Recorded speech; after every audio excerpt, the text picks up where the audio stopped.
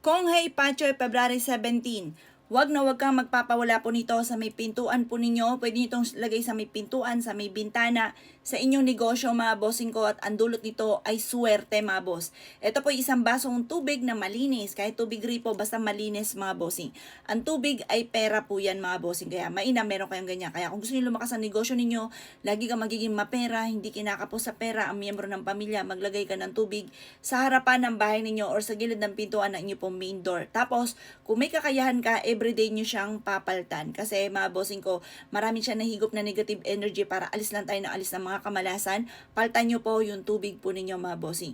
Kapag naman sa inyong negosyo, yung tubig ninyo mas mainam, hulugan nyo po siya ng barya. Yung barya, para magagawa ka ng wishing well, magbubulong ka muna, magkakaroon ako ng malaking benta, tapos hulog nyo po siya dyan. Tapos papaltan nyo rin po siya palagi. Pagtapos mga boss, ilagay nyo siya sa malapit sa inyong kaha.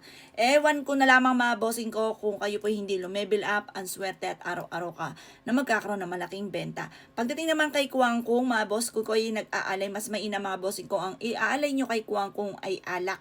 Alak mga bossing ko, dahil yan po ay bibigyan ka ng malaking benta araw-araw. O paano mga bossing? Good luck po sa po lahat!